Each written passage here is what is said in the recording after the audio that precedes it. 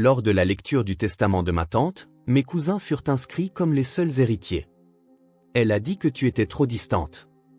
Il mentait, les yeux remplis de cupidité. Je savais que quelque chose clochait, mais je n'avais aucune preuve. Jusqu'à ce que la femme de ménage me remette une vidéo du jour où le vrai testament avait été signé, et le notaire était prêt à témoigner. La pièce devint silencieuse. Avant de commencer l'histoire, n'oubliez pas d'aimer et de vous abonner à la chaîne pour voir plus d'histoires comme celle-ci. Je me souviens du moment précis où mon nom n'a pas été appelé. J'ai eu le souffle coupé lorsque l'avocat a plié les pages du testament et les a posées délicatement sur le bureau en acajou. Son expression était neutre, presque trop neutre, comme s'il savait déjà comment tout cela allait se dérouler. Mes mains tremblaient légèrement sur mes genoux, mais j'essayais de le dissimuler sous les plis de ma robe noire. Le bureau du domaine semblait plus froid que dans mes souvenirs. Les rideaux étaient tirés, la lumière du soleil baignant la poussière en suspension dans l'air. Dehors, les oiseaux chantaient comme s'il s'agissait d'une simple matinée de printemps, mais à l'intérieur, l'air semblait gelé. J'étais assise entre mes cousins, Émilie et Daniel, tous deux vêtus de noir de la tête aux pieds, comme s'ils jouaient dans un téléfilm dramatique. Le parfum d'Émilie, une odeur florale et écœurante, flottait dans l'air. Daniel tapait l'une de ses chaussures parfaitement cirées contre le parquet, juste assez pour être agaçant. Puis l'avocat s'est éclairci la voix. Moi, Marlène Atwood, saine de corps et d'esprit, déclare par la présente que ceci est mon testament final. J'avais l'estomac noué. J'attendais, espérant entendre mon nom. Une mention des années passées a aidé tante Marlène à réorganiser son grenier, à planter ses ridicules rosiers, à rire avec elle autour d'interminables tasses de thé à la menthe. Mais les mots ont défilé et mon nom n'a jamais suivi. Au lieu de cela, à ma nièce bien-aimée Émilie et à mon neveu Daniel, je lègue l'intégralité de mon patrimoine. Tout ce qui a suivi est devenu flou. Je suis resté figé. Mes doigts agrippaient l'accoudoir du fauteuil en cuir si fort qu'il a couiné.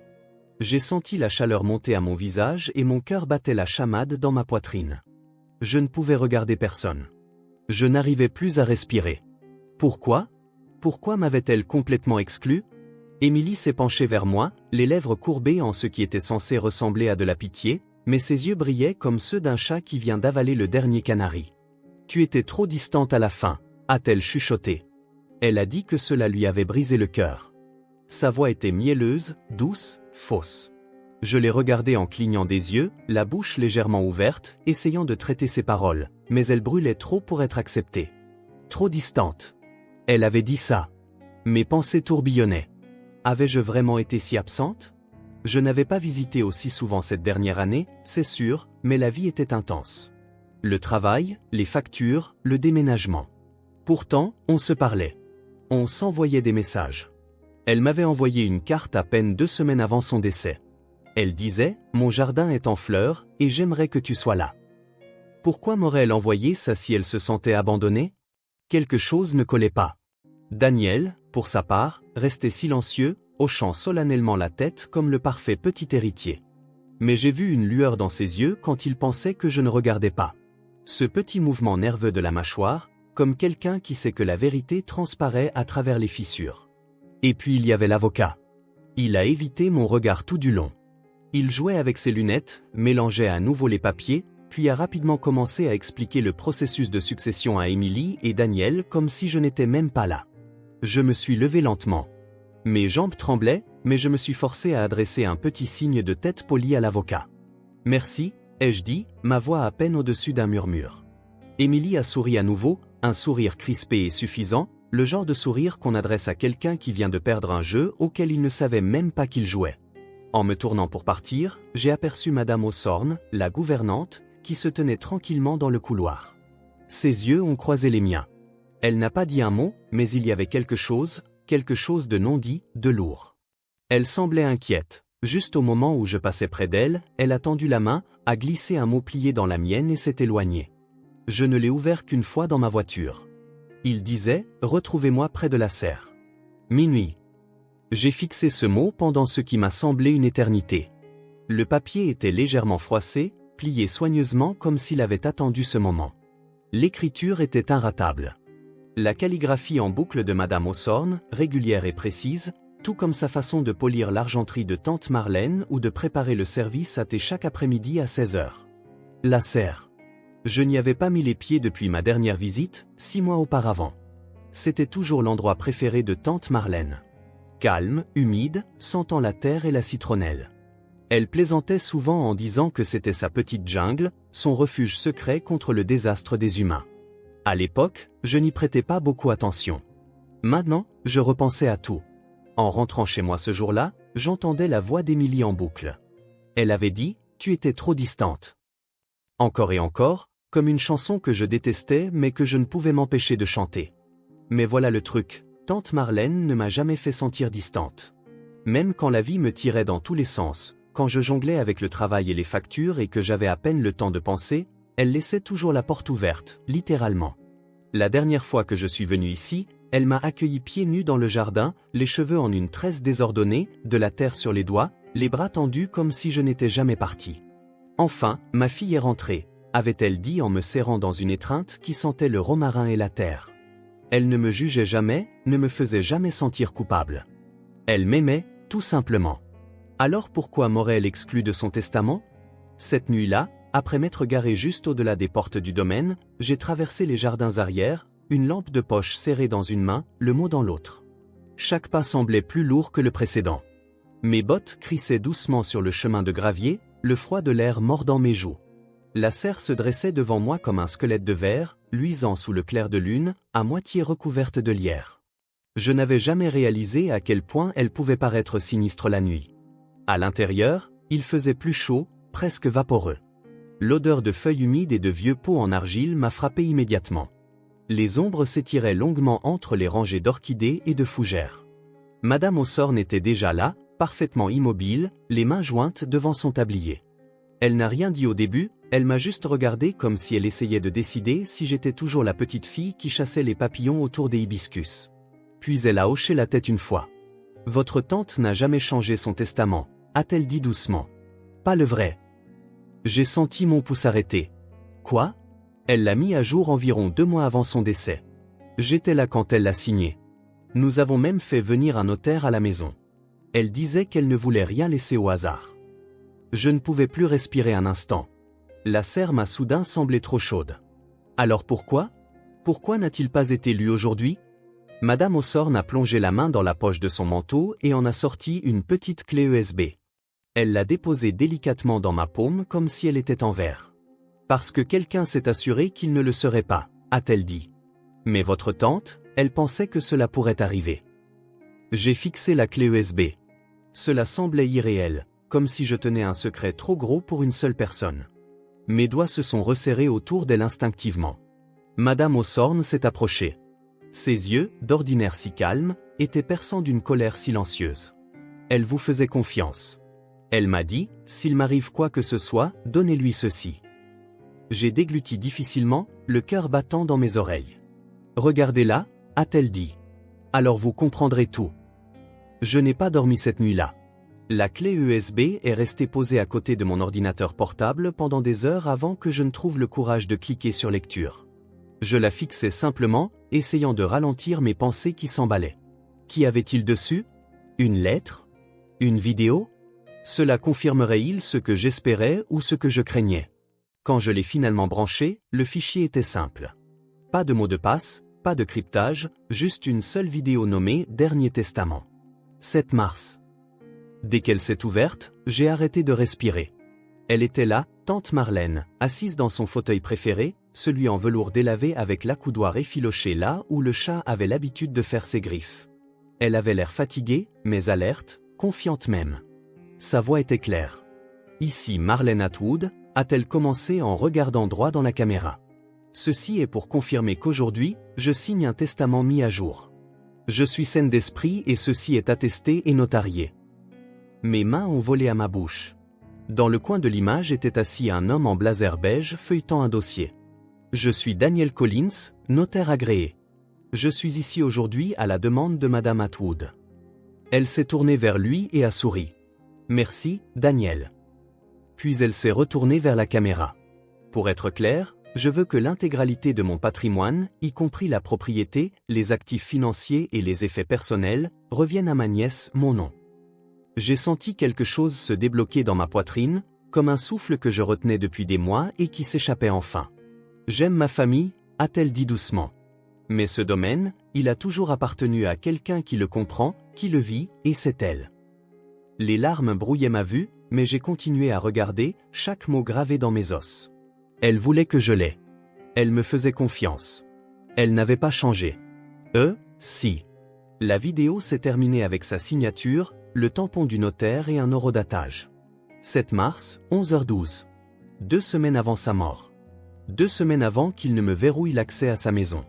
Je me suis adossé à ma chaise, le cœur battant si fort que je pouvais le sentir dans mes dents. 1000 pensées me traversaient l'esprit. Qui avait vu ça? Pourquoi cette version n'avait-elle pas été lue lors de la réunion de succession? Quelqu'un avait étouffé l'affaire. J'ai sorti la lettre originale du dossier de l'avocat, celle qu'ils avaient lue au domaine, datée du 1er mars, une semaine avant cette vidéo. Donc, la question n'était pas de savoir si Marlène avait changé son testament. La question était, qui a fait disparaître l'original? Et puis quelque chose d'encore plus sombre m'a traversé l'esprit. Quelqu'un savait pour cette vidéo et a quand même prétendu que je n'existais pas. J'avais besoin de réponses, de vraies réponses. J'avais besoin de quelqu'un qui pourrait confirmer que ce n'était pas juste un enregistrement sentimental, quelqu'un d'extérieur à la famille, quelqu'un avec une licence et une raison de dire la vérité. J'ai pris mon téléphone et cherché le nom du notaire. Daniel Collins, notaire certifié, retraité début 2023, vivant dans le comté de Crestwood. Il n'était qu'à quelques heures de route. Le lendemain matin, je l'ai appelé. Je ne savais même pas ce que j'allais dire. Ma voix tremblait tout du long, mais dès que j'ai mentionné tante Marlène, il a dit « Je me souviens d'elle. Une femme charmante.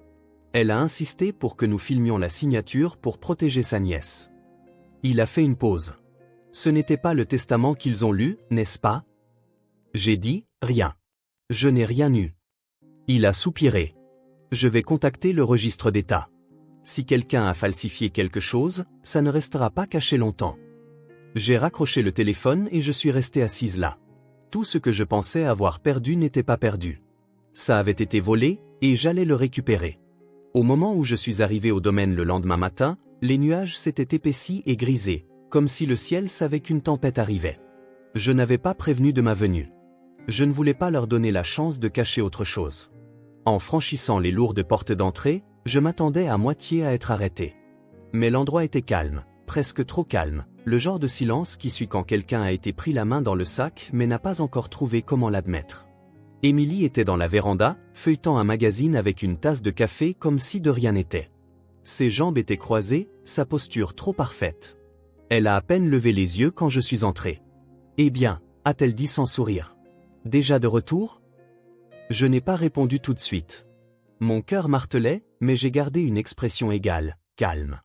J'avais besoin qu'elle me sous-estime juste encore un peu. Daniel est arrivé du couloir, téléphone en main. Il s'est figé quand il m'a vu, juste une seconde. Mais je l'ai vu, cet éclair d'agacement, ou peut-être de peur. Il l'a couvert rapidement, glissant le téléphone dans sa poche. Je les ai regardés tous les deux, d'un air stable et mesuré. Il faut qu'on parle. Émilie a haussé un sourcil. Si c'est à propos du testament? C'est à propos du vrai testament, ai-je dit en la coupant. Ma voix était douce, mais je sentais l'acier qu'elle contenait. Celui que tante Marlène a signé le 7 mars. Celui que vous n'avez jamais mentionné. Daniel a cligné des yeux. Sa mâchoire s'est crispée. Les doigts d'Émilie se sont raidis autour de sa tasse. Vous pouvez arrêter votre cinéma, ai-je dit. J'ai vu la vidéo, celle qui est notariée, celle où elle me laisse tout. Personne n'a parlé. Le silence s'est étiré si longtemps que je pouvais entendre le faible tic-tac de l'horloge murale antique derrière eux, comme si elle comptait les secondes jusqu'à la fin de leur mensonge. J'ai déjà parlé au notaire, ai-je continué. Il s'en souvient. Il va témoigner. Émilie a finalement posé sa tasse. Ses lèvres se sont entr'ouvertes, cherchant le bon mensonge, mais les mots ont calé. Daniel a expiré brusquement, se tournant vers la fenêtre comme s'il ne pouvait même pas me regarder. « Tu ne comprends pas ?» a-t-il marmonné. Elle ne le pensait pas vraiment. Si, elle le pensait, ai-je dit sèchement.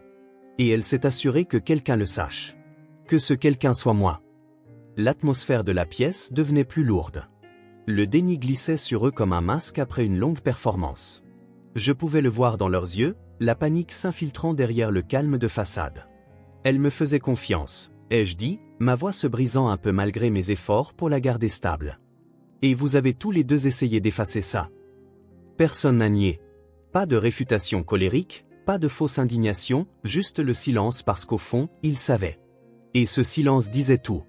Je me suis tourné pour partir, mais juste avant d'atteindre la porte, Daniel a dit, « Tu ne t'en tireras pas comme ça. » Je me suis arrêté, à demi-tourné. Je ne suis pas celle qui a fait quelque chose de mal, ai-je dit. Mais vous, vous avez volé une morte. Il n'avait pas de réplique. Je suis sorti dans l'air froid, les mains tremblantes, le cœur battant encore la chamade. Mais c'était différent maintenant. Pas de la peur, de la clarté. Je ne chassais plus des ombres. J'avais la vérité de mon côté. Et au moment où le tribunal verrait cette vidéo, tout allait changer. L'audience était prévue à peine 10 jours plus tard. 10 jours d'attente, à faire les 100 pas, à me demander si j'en avais fait assez.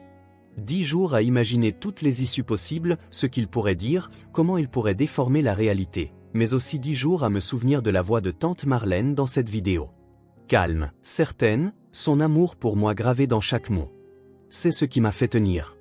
La salle d'audience était calme quand je suis arrivé. Des murs beige propres, de lourds bancs en bois, un juge qui semblait ennuyé et légèrement irrité d'être debout si tôt. Mon avocat, maître Dotto, m'a fait un signe de tête ferme alors que je me glissais sur le siège à côté de lui.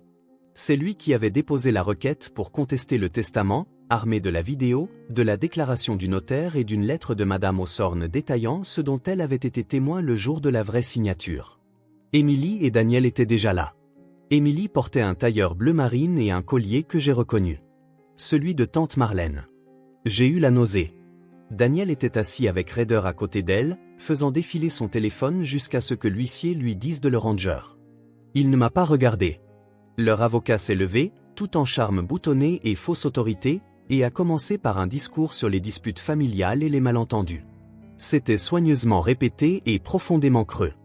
Mais ensuite, maître Dotto s'est levé, calme, précis. « Votre honneur, a-t-il dit, la vidéo que vous allez voir capture la signature d'un second testament juridiquement contraignant, attesté par témoins et notariés, qui remplace la version présentée lors de la lecture initiale. » Le juge a légèrement incliné la tête. Procédez. Les lumières se sont un peu tamisées alors que l'huissier allumait l'écran, et elle était là, tante Marlène, semblant vivante à nouveau.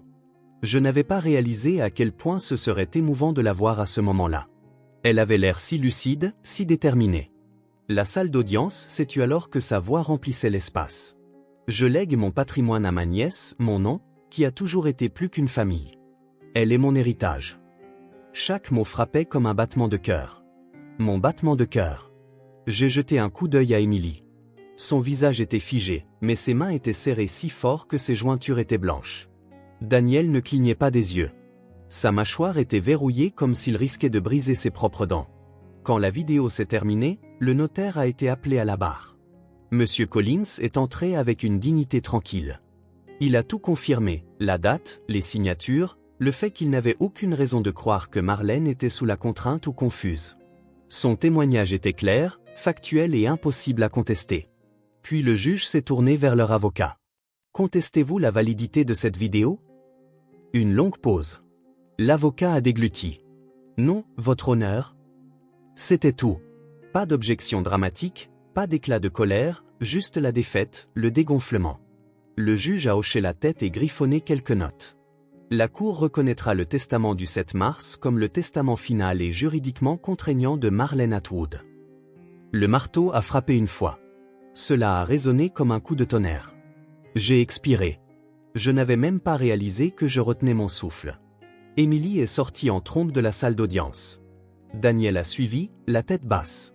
Pas un mot, pas d'excuse, juste le silence à nouveau. Mais cette fois, c'était à eux de le porter. Maître Dotto a touché doucement mon épaule. Elle vous faisait confiance pour une raison. J'ai hoché la tête, à peine capable de parler, non pas parce que j'étais en colère ou suffisante, mais parce qu'enfin quelqu'un avait écouté, et qu'enfin la voix de tante Marlène avait été entendue. Après l'audience, je ne me suis pas précipité au domaine. Je suis juste resté assise dans ma voiture un moment, moteur éteint, le front reposant contre le volant. Le calme était différent maintenant. Pas vide ou froid, mais lourd d'une manière qui semblait réelle. Comme si quelque chose s'était enfin mis en place. Ce n'était pas juste une question de maison, de terre ou même d'argent. C'était à propos d'elle, du fait d'être vue, de ne pas laisser quelqu'un réécrire la vérité après son départ. J'ai franchi les portes d'entrée le lendemain et tout semblait plus net. L'air, la lumière, le silence. Cette fois, j'ai remarqué des choses. Son châle préféré toujours drapé sur le fauteuil. La faible odeur de son parfum persistant dans le hall.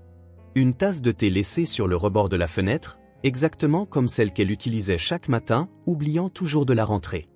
J'ai erré dans son bureau, effleurant du bout des doigts le dos de ses livres. Certains étaient les mêmes que ceux qu'elle me lisait quand j'étais petite.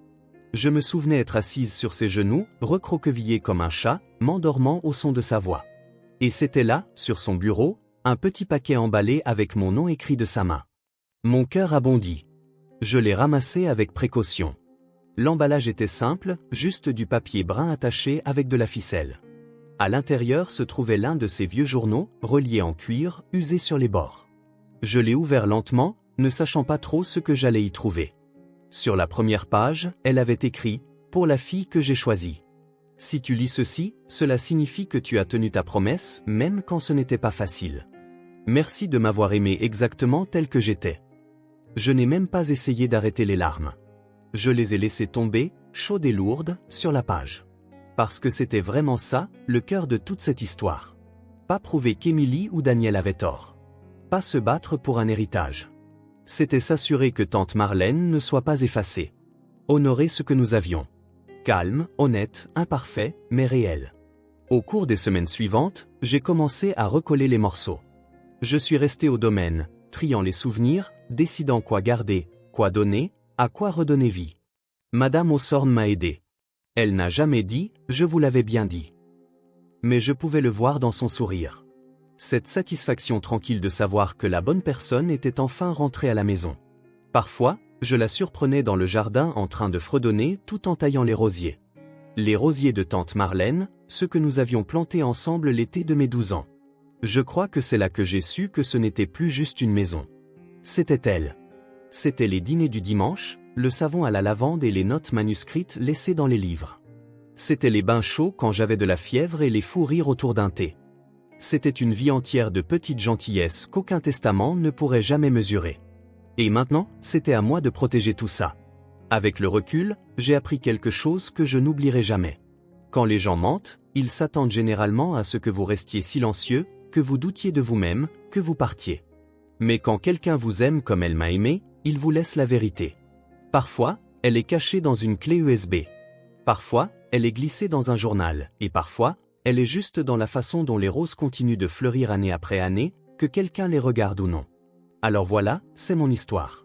Cela semble encore irréel parfois, à quel point j'ai failli partir en pensant que je ne comptais pas.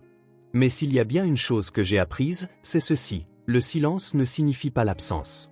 Et l'amour, le vrai amour, laisse des traces. Il suffit de se faire assez confiance pour les suivre. Si cette histoire a résonné en vous, si vous vous êtes déjà senti négligé ou sous-estimé, j'aimerais vraiment que vous m'en parliez. Partagez votre histoire dans les commentaires. Je lis chacun d'entre eux, et votre voix compte ici. Si vous avez ressenti quelque chose en regardant ceci, si cela vous a fait penser à quelqu'un qui vous manque ou pour qui vous vous êtes battu, s'il vous plaît, aimez la vidéo. Cela aide vraiment plus de gens à trouver des histoires comme celle-ci. Et si vous connaissez quelqu'un qui a besoin d'entendre ça, partagez-la, envoyez-la par texto, par message privé. Les histoires peuvent guérir. Elles peuvent ouvrir les yeux. Aussi, n'oubliez pas de vous abonner à la chaîne. J'ai d'autres histoires à venir. Des vraies, des brutes, le genre qui reste avec vous longtemps après la fin de la vidéo. Et j'adorerais vous avoir avec moi.